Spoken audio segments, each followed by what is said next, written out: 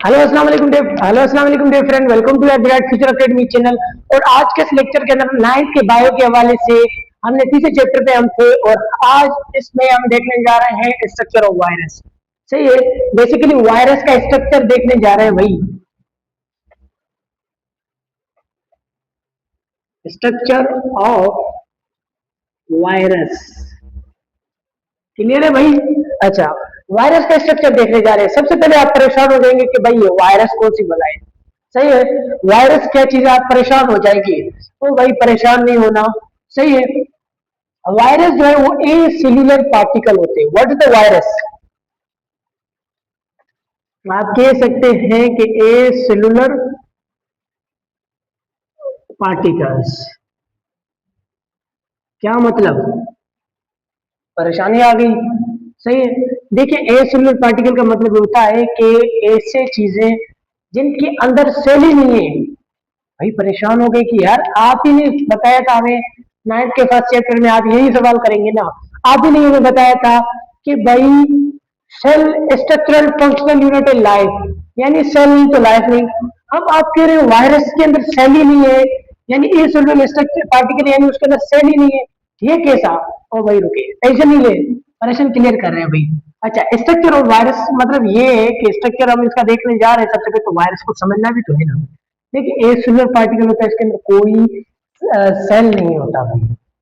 Cell नहीं होता तो कैसे जिंदा है सर? आप क्वेश्चन कर रहे होंगे ना भाई, कैसे जिंदा होता है? आपने परेशान इसने कर दिया है। सही है, देखिए मेजोरिटी ऑफ बायोलॉजी, मेजोरिटी,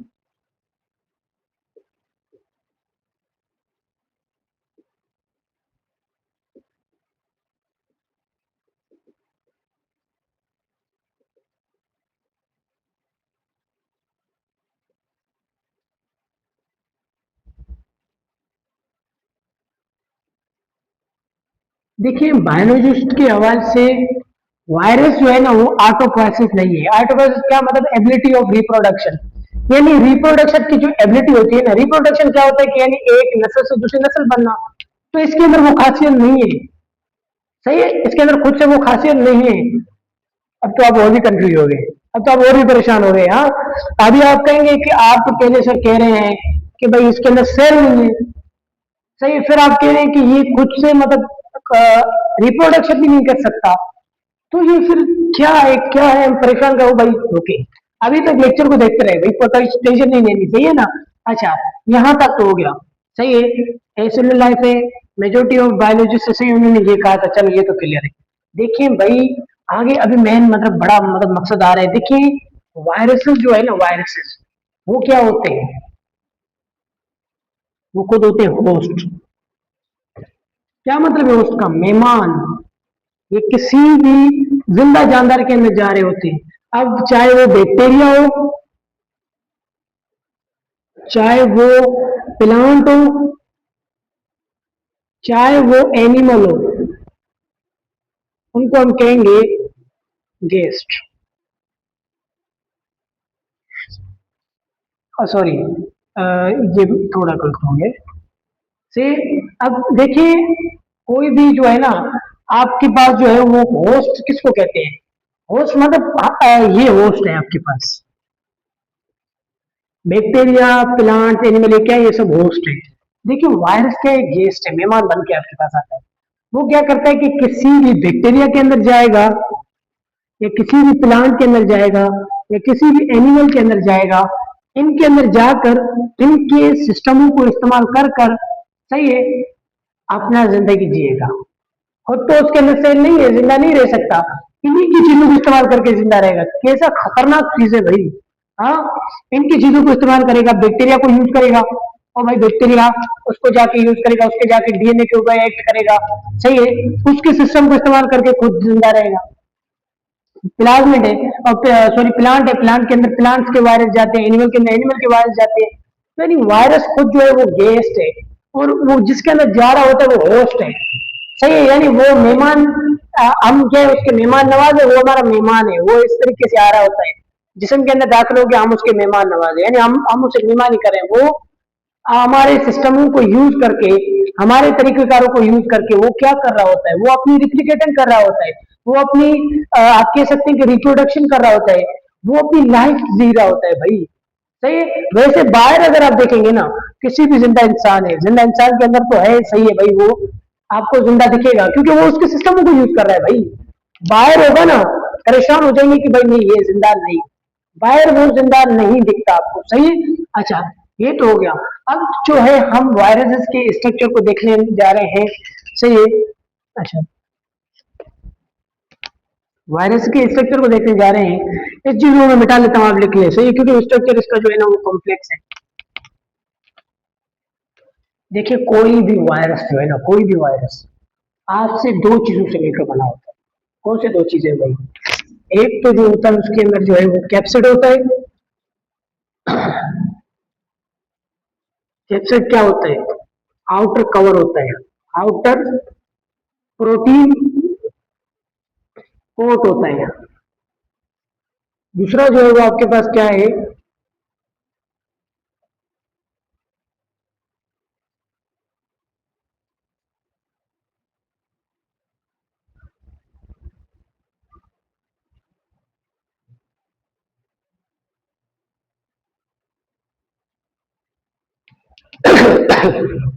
देखिए, एक आपके पास एक वायरस है, दो चीजों पे मुश्तमिल होगा।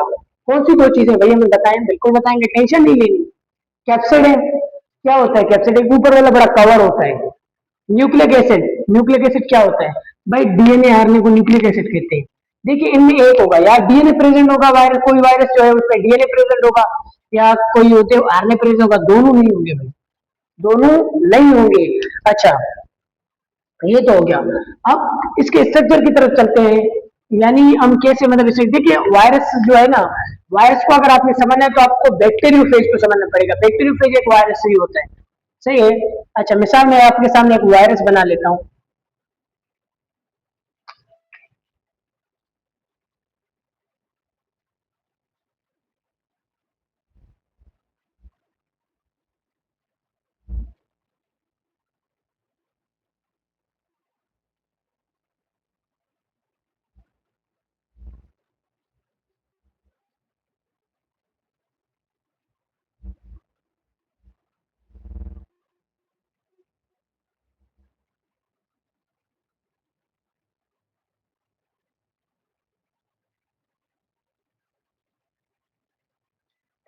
ये वही वायरस।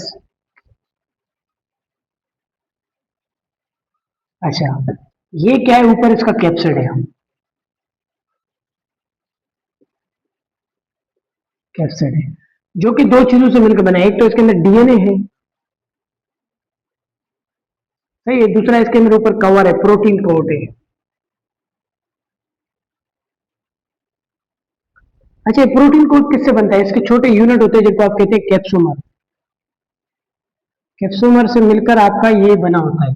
अच्छा, इसको आप कहते हैं निक, गर्दन। इसको आप कहते हैं शीत। इसको आप कहते हैं, सॉरी, इसको आप कहते हैं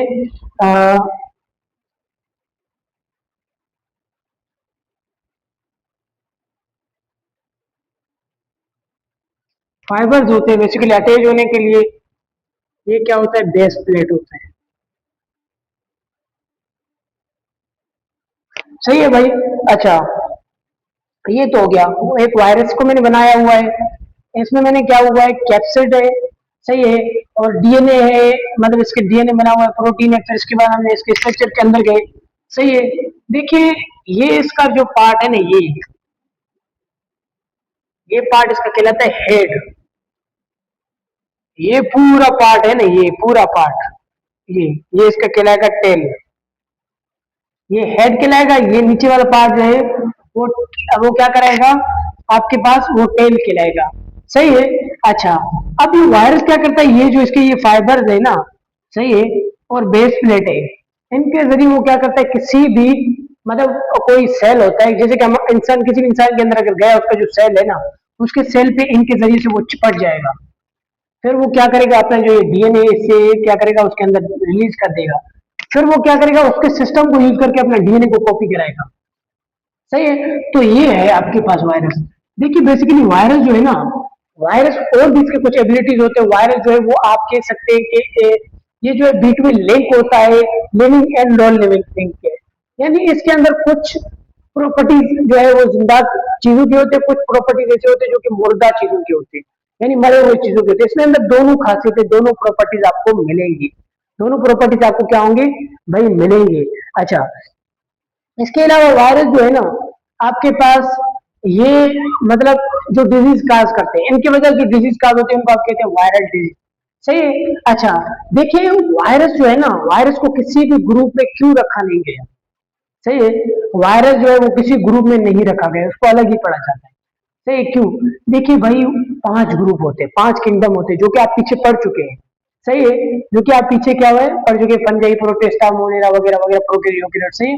अच्छा, देखिए उनके अंदर सेल है, हर ग्रुप के अंदर हमने जो जानदार रखे वो खसूसियात के हिसाब से एक जैसे जानदार है। सही है। अब इसके अंदर सेल ही नहीं है भाई, और आप कह सकते हैं कि उनकी जो मतलब आप जो उनकी क्लासिफिकेशन हुई थी on the basis of cell की बुनियाद पर तो हुई थी, और फूड की बुनियाद पर हुई थी। सही है। अब इसके अंदर सेल ही नहीं है तो हम कैसे उनको उस ग्रुप में अंदर रखते हैं? और एक तो बेजान है, यानी बाहर जब रखेंगे तो बेजान, अंदर होगा तो जिंदा होगा। इसके अंदर अपना कोई न्यूक्लिक एसिड नहीं होता। सही है। और इसके अंदर कोई मतलब ऐसे कोई एंजाइम, कोई ऐसी चीजें, मैकेनिज्म नहीं होता कि वो प्रोटीन बना के वो जिंदा रह सके, वो दूसरे चीजों के मैकेनिज्म को यूज करके जिंदा रह रहा होता है। तो ये था आपके पास वायरस का structure. Thank you. Next lecture के लिए हमारे चैनल को सब्सक्राइब करें और वीडियो को लाइक करें।